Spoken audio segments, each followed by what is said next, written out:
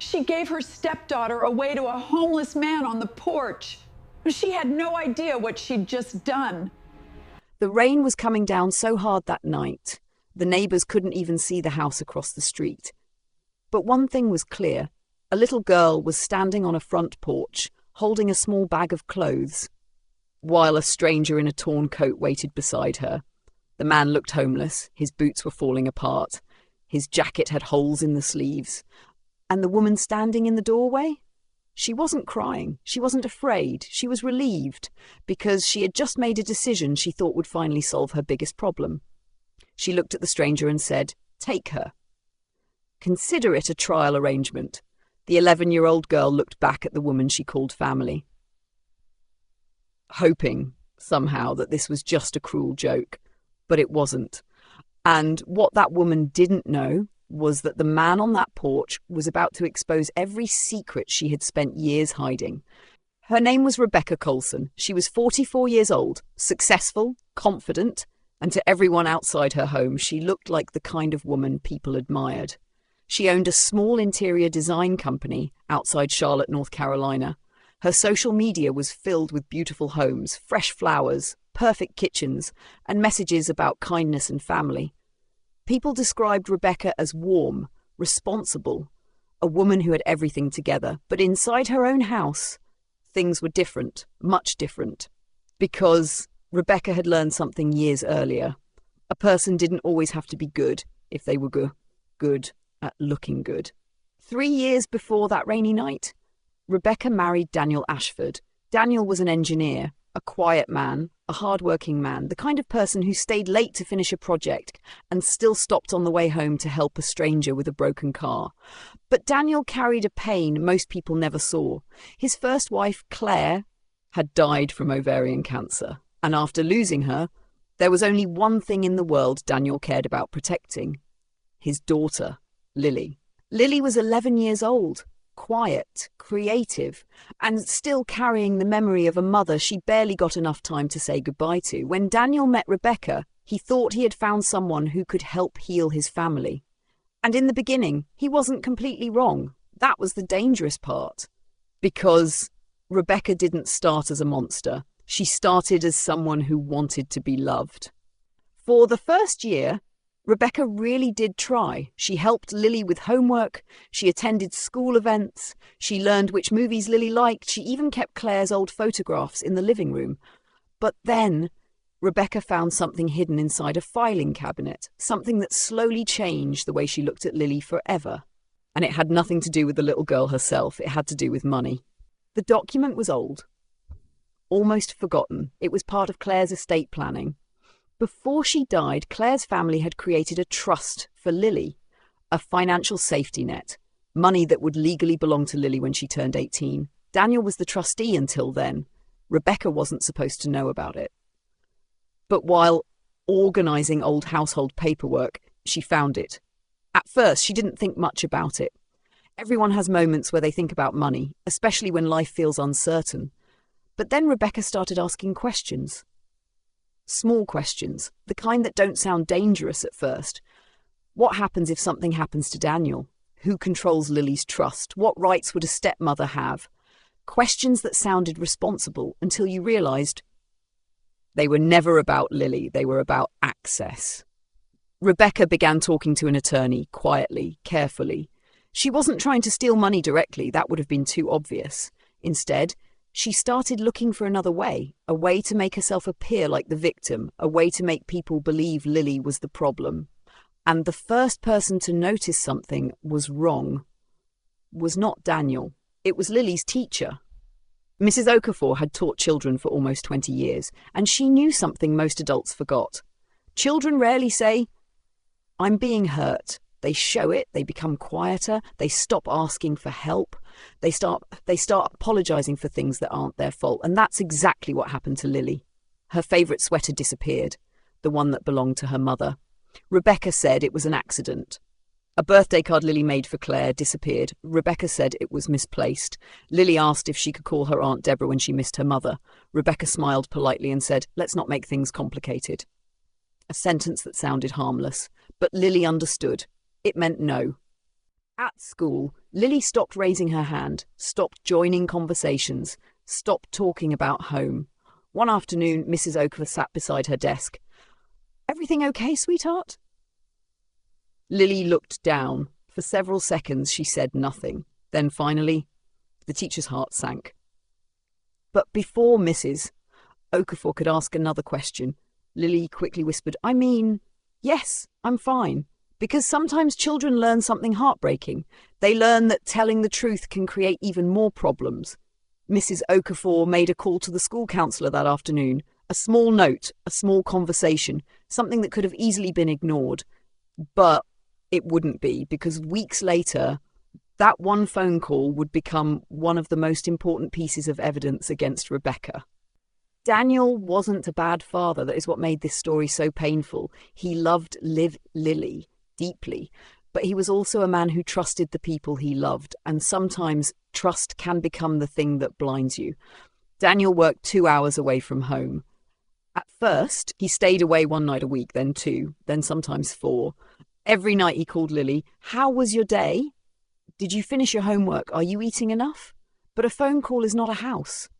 A voice through a speaker cannot see a child's face, cannot notice when she stops smiling, cannot see when she becomes afraid to walk through her own front door. One night, Daniel asked, "Lily, is everything okay with Rebecca?" There was a long silence, too long. Then Lily said, "Yeah, Dad." Another pause. "Actually, can I ask you something?"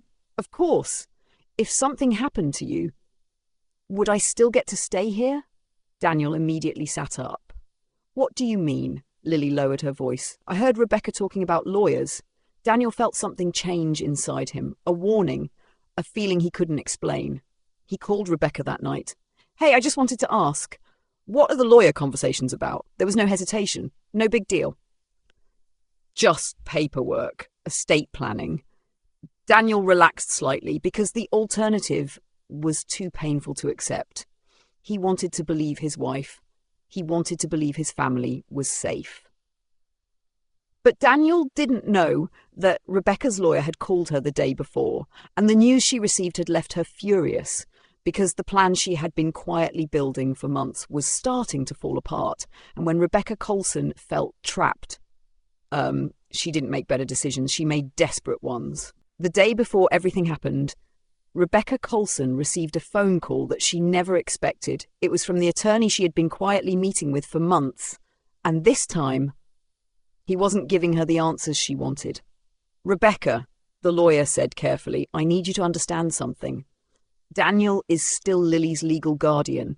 The trust is protected, and unless there is a legitimate reason, the court will not change the arrangement." Rebecca sat silently at her kitchen table. Her expensive coffee was getting cold. Outside, everything looked peaceful. A quiet neighborhood, beautiful houses, perfect lawns, the kind of place where people assumed nothing bad ever happened. But inside Rebecca's mind, everything was collapsing. For months, she had convinced herself she was being practical. She told herself, "I'm protecting my future. I'm protecting my marriage. I'm just making sure I have control." But deep down, she knew the truth. Lily wasn't a problem because she was difficult. Lily was a problem because she was connected to something Rebecca wanted. That evening, Rebecca looked at Lily sitting alone at the kitchen table doing homework. For a brief moment, something almost human crossed her face. Regret, maybe even guilt. Because Lily wasn't just paperwork. She was an 11-year-old girl, a child who had lost her mother, a child who had already lost enough. But then Rebecca looked away, and the thought disappeared. Because greed has a strange way of making people rewrite their own actions. It convinces them that cruelty is actually necessity. The next morning, Daniel called before leaving for his conference in Atlanta. "Dad loves you," he told Lily. "I'll be back Sunday night." Lily smiled. "Okay." But Daniel noticed something. Her voice, it wasn't the same. "You sure you're okay?" A pause. Then, "I'm fine." Those 2 words bothered him all day. Because parents know. Sometimes they know before they have proof. Later that afternoon, Lily came into the kitchen carrying a glass of orange juice. Her hands were full of school papers. One wrong movement, one small mistake. The glass slipped. Orange juice spilled across the counter, not the floor, not a disaster, just a small accident. But Rebecca wasn't seeing orange juice. She was seeing months of frustration, months of fear, months of a plan that wasn't working, and in that moment, something inside her broke. Lily, the girl's stomach tightened because she recognized that tone. Go upstairs, now. Lily quietly walked away. She thought the moment was over. She was wrong. Because 10 minutes later, someone knocked on the front door, the stranger on the porch. The man standing outside looked like someone the world had forgotten. His name was Walter Hale. At least, that was the name he still used. His coat was faded, his beard was untrimmed, his shoes were held together with tape. He carried a small backpack containing almost everything he owned. For 6 years, Walter had lived without a permanent home.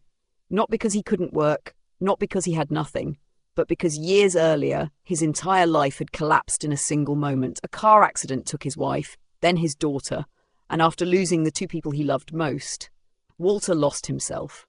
He had once been someone completely different, a respected family court judge, a man who spent decades protecting children. But grief doesn't care about someone's job title. It doesn't care about someone's reputation. It can break anyone.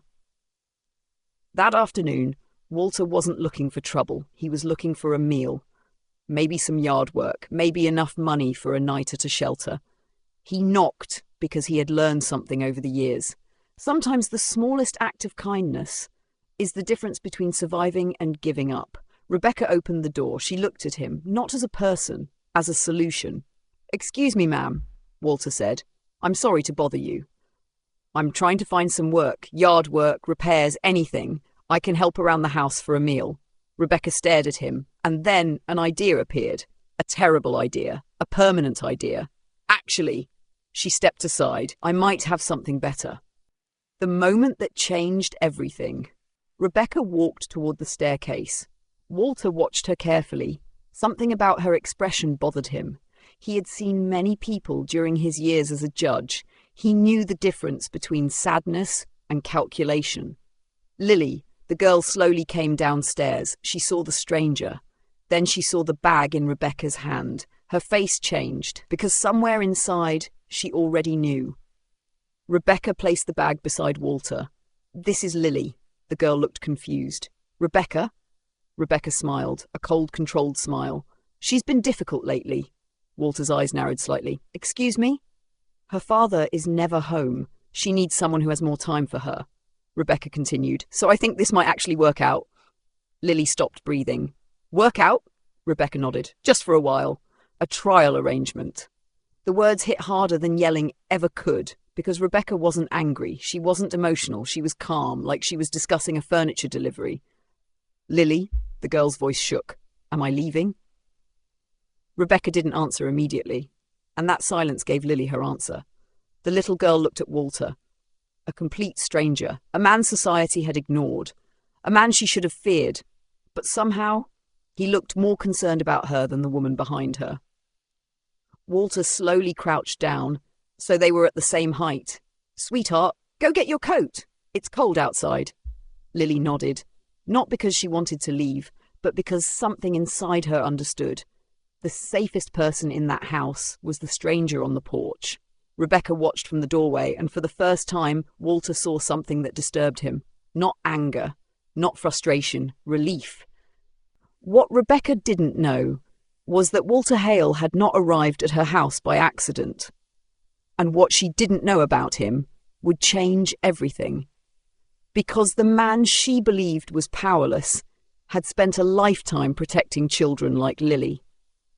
As Walter and Lily walked away from the house, he reached into his pocket, not for money, not for a phone, for a small card, a card he hoped he would never need. He looked back at the house, at Rebecca standing in the doorway, and quietly said, "I hope you understand what you just did." Because Walter knew something Rebecca didn't. A child could be ignored, a child could be silenced, a child could even be abandoned. But once someone witnessed it, the truth had a way of finding its way home. Rebecca thought she had just removed the biggest problem in her life. She thought Lily was gone. She thought the secret was safe. But what she didn't know was that the man she handed her stepdaughter to was about to become the one person who could prove exactly what she had done. Daniel Ashford landed in Charlotte expecting a normal Sunday evening. He expected Lily to run to the door. He expected to hear about school, homework, something funny that happened during the weekend. He expected the ordinary moments he had spent months missing, but when he opened the front door, something felt wrong. Immediately. The house was too quiet, no music, no footsteps, no 11-year-old voice calling, "Dad!" Rebecca was sitting on the couch. Her face was pale, her eyes were red. She looked exactly like someone who was terrified, and that was the first thing Daniel noticed. Rebecca looked scared, not heartbroken. Scared. "Lily?" No answer. Daniel dropped his suitcase. "Rebecca? Where's Lily?" Rebecca looked up slowly. Then she whispered the sentence that would change everything. "She ran away." For a moment, Daniel didn't understand the words. They didn't connect. Because Lily didn't run away. Lily was the child who left notes when she went to another room. The child who apologized if she was 5 minutes late. The child who still asked permission before taking cookies from the kitchen. "What do you mean, she ran away?" Rebecca wiped her eyes. "We had an argument. She was upset. I went to the store for a few minutes, and when I came back, she was gone." Daniel stared at her. A strange feeling moved through him, a feeling he had ignored too many times, a feeling that something was not adding up. Because suddenly, all those small moments returned. Lily asking about lawyers, Lily asking if she could stay in the house, Lily becoming quieter every week. And for the first time, Daniel wondered, what if he wasn't protecting his daughter by trusting Rebecca? What if he had been protecting Rebecca from the truth? Within an hour, the police were at the house. Neighbours searched nearby streets. Daniel called every friend Lily had, every family member, every place she might go, but nobody had seen her. His sister, Deborah, arrived that night. She hugged Daniel. Then she looked at Rebecca, not with anger, with suspicion. "When exactly did you last see her?" Rebecca answered quickly. "After lunch." "What happened?" "Nothing." A pause. Then, "She was just emotional." Deborah looked toward Daniel, because that word bothered her, emotional. It was the kind of word people used when they wanted to make a child look unreasonable. The detective asked another question. "Was Lily having problems at home?" Rebecca immediately shook her head. "No." But then something unexpected happened. The school counsellor called. She told investigators about Mrs. Okafor's concerns, about Lily becoming withdrawn, about the question she asked, "If something happened to my dad, would I still get to stay here?" Daniel heard that sentence, and it broke something inside him, because he realised his daughter had been asking for help, and he had been too far away to hear it. The pieces start connecting. The investigation changed direction quickly, because missing children cases are often about one question: who had the most reason to lie? Detectives looked into Rebecca's background. They found the lawyer meetings, the estate questions, the conversations about guardianship, the trust, the timeline. And then they found something even more important. A witness, a man named Walter Hale. But Walter wasn't in police records as a suspect. He was listed as a reporting witness, someone who had called authorities himself. Daniel looked confused. "Who is Walter Hale?" Nobody answered immediately, because nobody knew yet how important that name would become. The man from the porch returns. 4 days after Lily disappeared. A car pulled into the Ashford driveway. Daniel was standing outside. He had barely slept, barely eaten. He looked like a man who'd aged years in a few days. The passenger door opened and Lily stepped out. For a second, Daniel couldn't move. He just stared, making sure she was real. Then he ran. He crossed the yard, dropped to his knees and held his daughter. Lily cried into his shoulder, "I'm sorry, Dad." Those words destroyed him. Because children who are hurt often apologize for being hurt. "No!" Daniel held her tighter. "No, sweetheart. You don't apologize. Not for this." Behind Lily stood Walter, the same man from the porch, the same man Rebecca thought had no power. Daniel slowly stood. "Who are you?" Walter looked at him. "My name is Walter Hale." A pause. "I used to be a family court judge." Rebecca, standing near the doorway, froze. Walter explained everything. Years earlier, he had spent more than 2 decades in family court. He had seen thousands of cases, children caught between adults, children whose voices were ignored. Then tragedy found him. A car accident took his wife and daughter. After that, Walter disappeared from the life he once knew. He gave up his home, his career, almost everything. But one thing remained, the promise he made to protect children. Claire knew my family, Walter told Daniel. Before she passed away, she worried about Lily's future. She asked people she trusted to pay attention. Months earlier, Lily's school counsellor had contacted him, not because she knew Rebecca was dangerous, but because she knew something wasn't right. Walter had watched quietly, not spying, observing, making sure he wasn't accusing an innocent person. Until that porch. I expected to see a difficult family situation, Walter said. I expected conflict, but I never expected to see a child being handed away. He handed Daniel a folder. Inside, counsellor notes, lawyer communication records, timeline of events, Walter's official report. Daniel looked toward Rebecca. His face was not angry anymore. It was something worse. Disappointment. You didn't lose patience with her, Daniel said quietly. You made a choice. Rebecca opened her mouth. I was overwhelmed.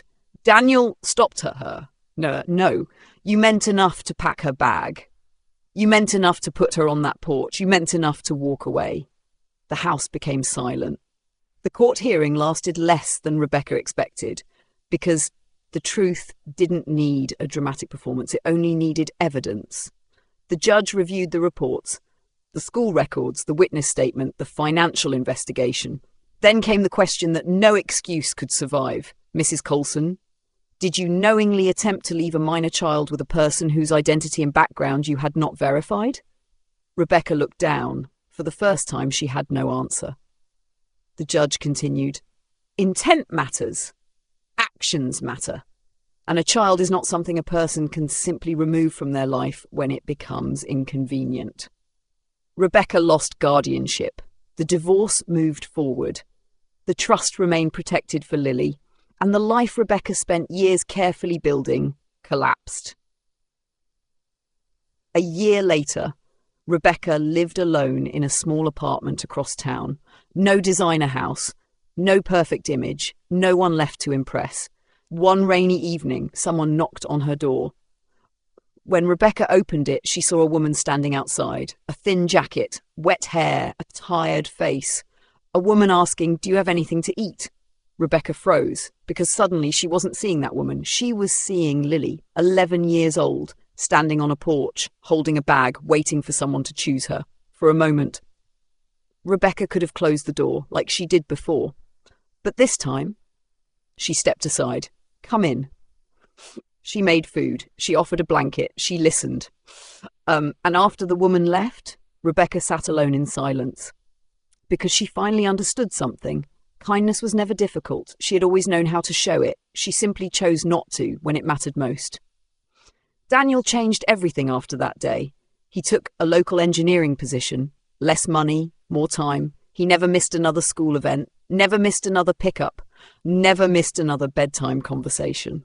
Walter became part of their family, not because Lily needed saving anymore, but because some people enter your life during your darkest moment and stay because they helped you find the light. Lily is 14 now. She keeps her mother's photograph beside her bed, no longer hidden, no longer afraid. And every night, the porch light at the Ashford house stays on, not because they are afraid of the dark, but because Daniel made a promise that his daughter would never again wonder whether someone was waiting for her to come home, because a phone call is not a house. A promise is not enough without action, and sometimes the person the world has already forgotten is the person who reminds us what humanity looks like.